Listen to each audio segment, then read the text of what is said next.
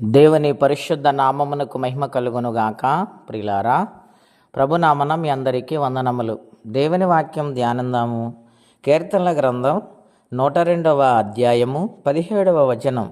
ఆయన దిక్కులేని దరిద్రుల ప్రార్థన నిరాకరింపక వారి ప్రార్థన వైపు తిరిగి ఉన్నారు.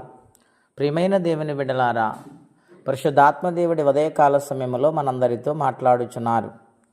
ఆయన ఎంత ప్రేమ కలిగిన దేవుడు, మానవుని సంపూర్ణంగా అర్థం చేసుకునే దేవుడు ఆయన ఒక్కరే.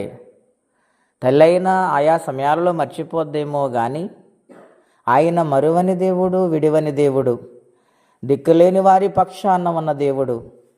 ఏవండి, ఒక్కొక్కసారి మనము వింటూ ఉంటాము, అన్నీ ఉన్నా కానీ ఒంటరైపోయాను, ఈ ఒంటరి బ్రతుకులో నేను ఎన్నోసార్లు కృంగిపోయానని చెబుతూ ఉంటారు.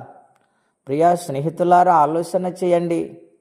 మానవుని నైజమే నమ్మి మోసం చేయటం, విడిచిపెట్టడం. కాబట్టి మనుషులను నమ్ముకున్నట కంటే యెహోవాను ఆశ్రయించుట మేలని వ్రాయబడి ఉన్నది. గనుక దేవుని మీద ఆనుకునే వారిగా ఉండాలి. ఆయన ఎటువంటి పరిస్థితుల్లోనైనా విడిచిపెట్టడండి. 2వ దినవృత్తాంతాల గ్రంథం 20వ అధ్యాయములో యోధారాజైన యెహోషాపాతు కనబడతాడు.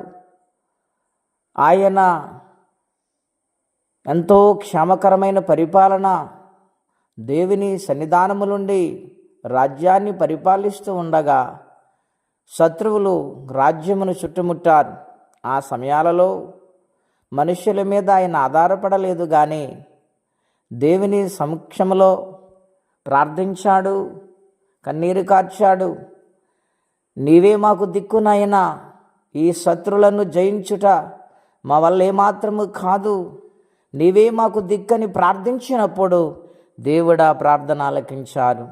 ప్రియమైన దేవుని బిడ్డలారా, కష్టాలలో బాధలు ఇబ్బందులు ఉన్నప్పుడు ఆయనను శరణు కోరితే ఆయనే దిక్కనంటే ఆయన విడిచిపెట్టే దేవుడు కాదు.